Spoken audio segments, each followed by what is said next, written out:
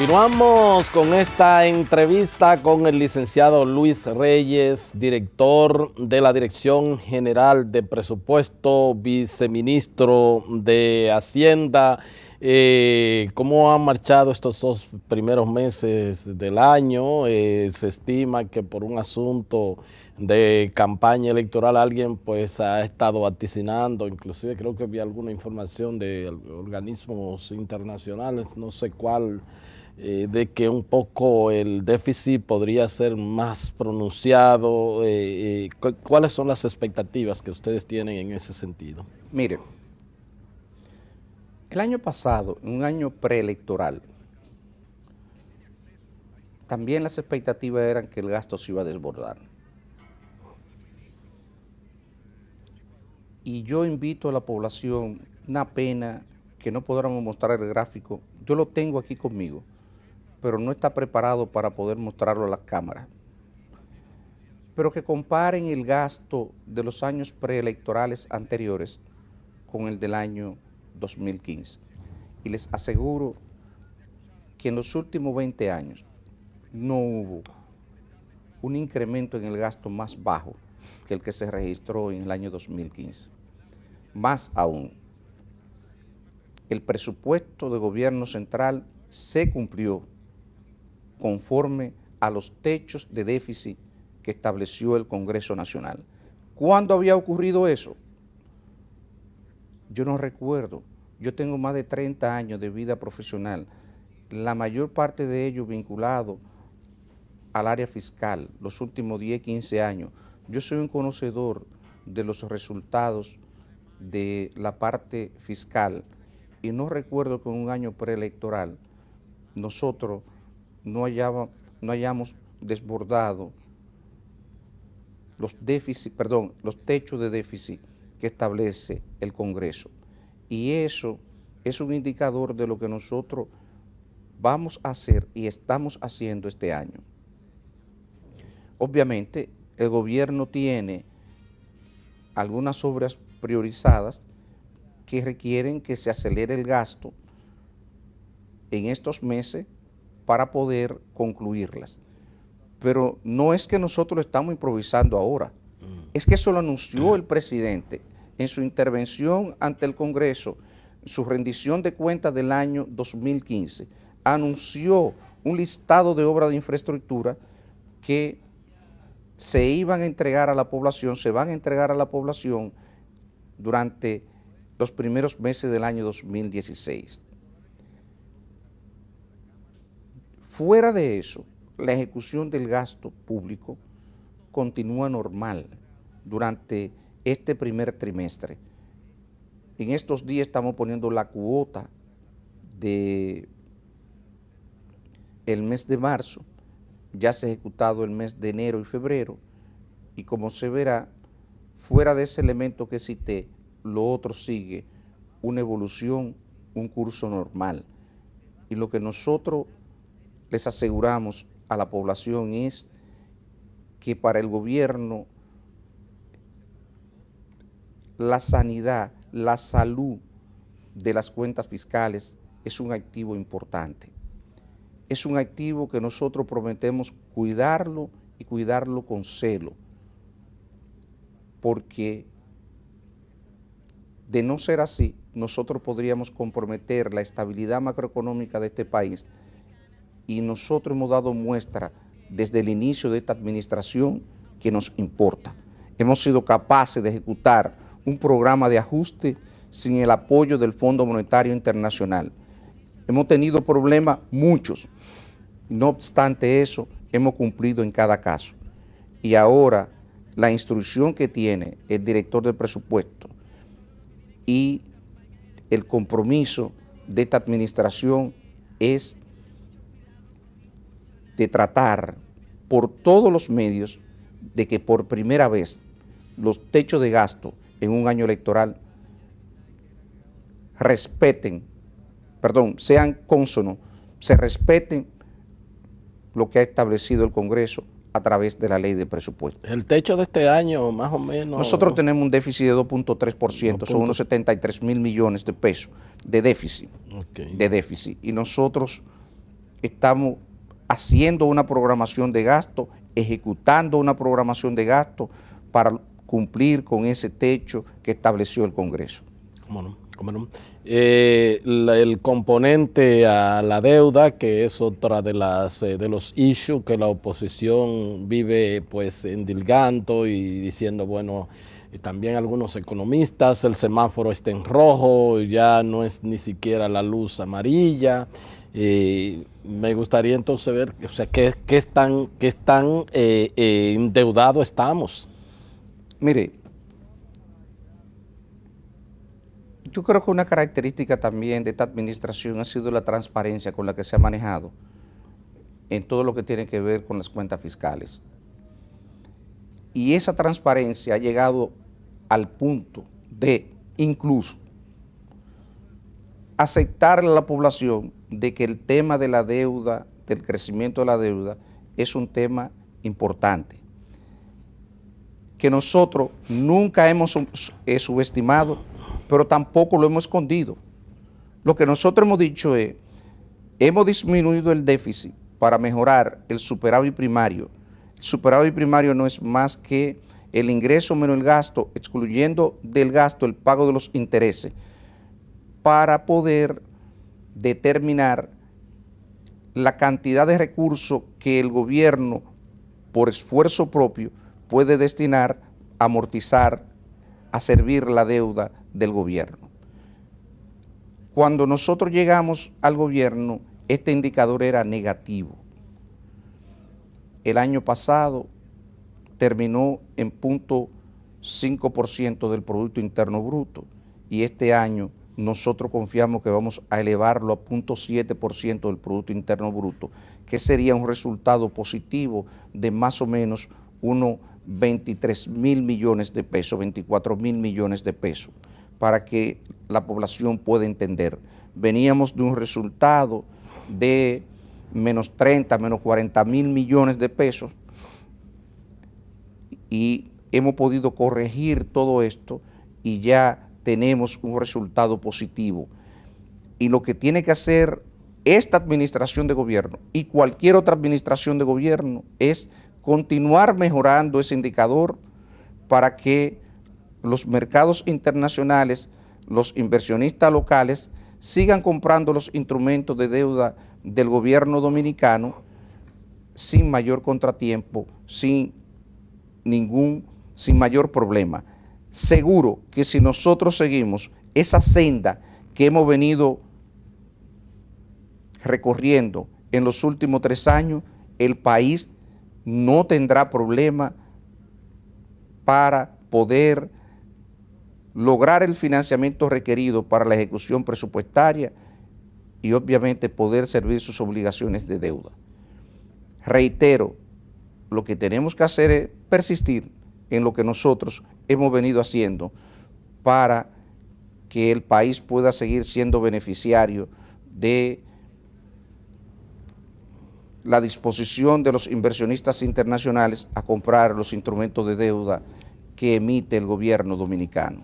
Pero la situación en cuanto al tope, al techo, en cuanto al monto de la deuda, está bajo control de las autoridades. No hay ningún temor en eso. En absoluto, en absoluto. Repito, nosotros como administración hemos sido totalmente predecibles. Hemos sido tan predecibles que eso nos ha permitido mejorar la calificación de riesgo país. Las firmas internacionales que se ocupan de las evaluaciones de riesgo soberano han mejorado la calificación del país durante esta administración. ¿Por qué? Porque han visto la calidad de la gestión de las finanzas públicas. El Fondo Monetario Internacional reconoce que ese no es un issue. Y el fondo, cuando nosotros llegamos al gobierno, insistía en la necesidad de un acuerdo stand-by para poder solventar estas dificultades y el gobierno ha podido hacerlo sin la tutela del Fondo Monetario Internacional, lo cual habla de la voluntad que hemos tenido para enfrentar este problema y así lo han reconocido los mercados financieros internacionales y las agencias calificadoras de riesgo, que no solamente no han mejorado la calificación, sino que han permitido que los inversionistas compren a tasa de interés récord en términos de tasas de interés, las más bajas históricas que ha colocado el país, los instrumentos de deuda. Entonces, eso dice que el mercado financiero internacional no tiene ningún temor, absolutamente ningún temor, del manejo que nosotros estamos haciendo de la deuda, ni de los niveles de deuda. De lo contrario, eso se expresara en la prima de riesgo que nosotros estaríamos pagando. ¿Cómo es posible que si nosotros tenemos una situación de riesgo, los mercados nos paguen cada vez menos por los instrumentos de deuda, nos permitan colocar deuda a tasa de interés más baja cada año? Entonces eso es como un desmentido a esas acusaciones que se hacen de un manejo alegre de un tema presupuestario. Todas las cosas que yo he expresado en esta entrevista son un desmentido a todas esas afirmaciones infundadas sobre la política fiscal, el tema de la deuda, el tema de el uso que se le da a los recursos públicos, el uso supuestamente dispendioso que se le da a los recursos públicos y también a la ausencia de planteamientos concretos sobre políticas públicas para la ejecución de una obra de gobierno. Lo que yo señalaba al inicio es, este gobierno sí puede exhibir una obra,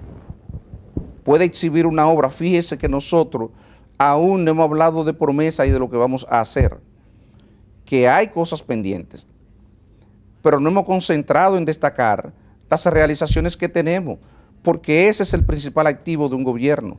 ¿Cuál es el principal activo de un gobierno? Lo que ha hecho. Claro. Y yo creo que la población ha reconocido el esfuerzo que nosotros hemos hecho en materia de política fiscal, en materia presupuestaria, y eso también ha sido corroborado por los principales organismos internacionales.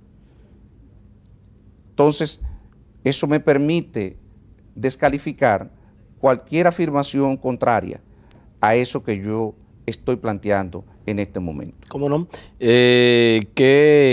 ¿Cómo siguen repercutiendo los precios del petróleo en la economía? Favorablemente.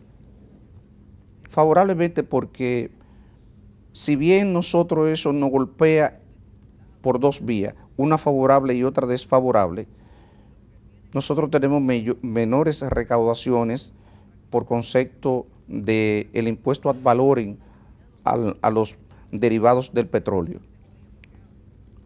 Sin embargo, la transferencia a la CDE han disminuido en la misma proporción o más, y eso deja al gobierno en una situación, yo diría, mucho más favorable para el manejo, para la gestión del gasto, a pesar de la disminución en las recaudaciones que está produciendo los menores precios internacionales del petróleo. De manera que, como dirían un amigo mío, neteando. Neteando, el gobierno está en una situación más favorable. Seguro que nosotros preferimos manejar una situación de disminución en las recaudaciones en los términos que se han producido que tener un aumento en los precios del petróleo de los niveles actuales a $90 el barril. ¿Cómo no? Luis, hay también el asunto de la protesta que encabezan los médicos y el asunto de la demanda de un 5% del PIB para el sector salud y además el componente, bueno, de incremento salarial sobre todo para la clase médica en sentido general, el asunto de las pensiones y todo esto. En materia presupuestaria, ¿cómo se podría, lo del 5%, uno como que de pronto, si no están las fuentes, uno lo descarta, pero lo otro que se puedan ir solucionando como aumentos de salario, como o la parte de el componente de las pensiones y todo esto, ¿cómo se podría tratar eso? Mire, primero, para edificar a la población, ¿cuánto significa el 5%? Que es la principal reivindicación que ha solicitado el gremio médico. 5% significaría aproximadamente unos 160.000 millones de pesos. Actualmente el presupuesto del sector salud son unos 60.000 millones. De manera que para usted incrementarle, satisfacer el requerimiento del gremio médico, usted tendría que aumentar el presupuesto del sector salud en unos 100.000 millones de pesos aproximadamente. ¿Cuánto es la recaudación fiscal del país? La recaudación fiscal del país actualmente son unos 470.000 millones de pesos. Eso es el estimado. 470.000 millones. De esos 470.000 millones, ya nosotros tenemos comprometidos 132.000 millones con el 4% de educación. Tenemos 88.000 millones con el pago de los intereses de la deuda. Ahí tenemos 220.000 millones. Tenemos 40.000 millones con la transferencia a la Corporación Dominicana de Empresas Eléctricas Estatales. Tenemos unos 28.000 millones para el pago de las pensiones civiles y militares. Y tenemos otros 20.000 millones de transferencia a los poderes, al resto de los poderes públicos, al Congreso, a la Justicia, al Tribunal Constitucional, al Supremo Electoral y a la Junta Central Electoral. Perdón, este año es más por el tema de la transferencia extraordinaria que le estamos dando a la Junta Central Electoral y a los partidos políticos. Ese monto debe situarse aproximadamente en unos 35.000 millones. ¿Cuánto suma eso del total? De los 400. Eso es aproximadamente unos 280.000 millones, creo. 300.000 millones, 320.000 millones. Lo que significa es que lo que queda, señores, ahí no hemos mencionado nada para infraestructura fuera de la parte de educación.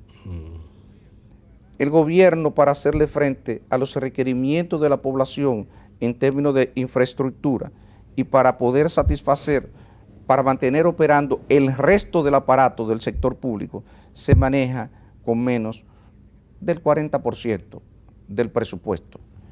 Ahora, si nosotros le otorgamos 100.000 millones de lo que queda, recuérdese que ahí quedan, en ese 40% que le mencioné, las Fuerzas Armadas, la Policía Nacional, el Ministerio de Relaciones Exteriores y el resto del aparato público. Entonces, si alguien me dice a mí que es posible acomodarlo, yo con gusto lo invitaría y me sentaría a escucharlo. Definitivamente, con el nivel actual de recaudaciones, no es posible que el gobierno satisfaga un requerimiento de aumento en los términos que está planteando el gremio médico. Ahora, ¿significa eso que nosotros estemos en desacuerdo con la propuesta de mejorar el presupuesto del sector salud? Por supuesto que sí, nadie va a discutir eso. Lo que estamos hablando es la pertinencia, las precondiciones que hay que crear para que eso se produzca. De hecho, si uno le hiciera un aumento en esa proporción a ese ministerio y a cualquier otro, yo les aseguro a ustedes que eso generaría un problema terrible de gestión, porque cuando las instituciones usted le transfiere una gran cantidad de recursos, frecuentemente lo que ocurre es que no pueden darle el mejor uso posible a esos recursos porque usted requiere fortalecer institucionalmente esas instituciones antes de que ellas puedan acceder al manejo de esos recursos. Sobre las otras cosas que se plantean, yo creo que hay que verlo en el marco de las posibilidades que tiene el gobierno. Que ahora mismo siguen siendo muy estrechas, por supuesto, ¿verdad? Pero pienso que quizás es posible el tema de la incorporación. El gobierno tiene 50, 60 hospitales que están en proceso de reconstrucción, de remodelación. Pienso que eso va a requerir personal, la designación de nuevo personal, y que nosotros tomaremos la medida correspondiente para que puedan llevarse a cabo esas designaciones y la población pueda beneficiarse de los servicios que van a prestar esos hospitales reconstruidos, remodelados. Pero un incremento salarial per se, al margen del 5%, no sería posible. Es un tema que por lo menos hasta ahora no se ha discutido por lo siguiente. Recuerden que en el año 2014 ya el gobierno hizo un ajuste en el sector salud. Reitero, al igual que en el resto del sector público, los salarios, señores, son muy bajos, incluyendo el salario de los médicos. Ahora, el tema de las decisiones de aumentos salariales, usted decía, se cuestiona, se dice que el tema de la deuda es un problema, y si nosotros no podemos asimilar un aumento salarial porque tenemos que comprometer todos los años 11,000 millones para poder satisfacer el 4% de educación, 11,000 millones adicionales, y 10,000 millones para poder pagar los intereses de la deuda, en ese escenario hay muchas restricciones para que el gobierno pueda hacerle frente, no a esa, que nosotros la vemos con simpatía. Seguro, óigame esto, que nosotros vemos con simpatía esa y la mayoría de los aumentos que se plantean en el sector público, porque los salarios, una pena que no traje la información para compartirla de cuánto es el promedio de los salarios en el sector público, pero nosotros vamos a publicar un documento en la Dirección de Presupuesto para que se vea cuáles son los salarios por tipo de institución en el gobierno central, instituciones autónomas descentralizadas, en las empresas públicas, y entonces la población tenga una mejor idea de cuál es el nivel salarial que percibe un funcionario. Y obviamente eso también es aplicable al sector salud. Reconozco que esos salarios son definitivamente bajos y en algunos casos tal vez muy bajos. Pero no hay bolsillo para responder a mejorarlo. Muchísimas gracias, Luis. Héctor, como siempre, un placer estar aquí.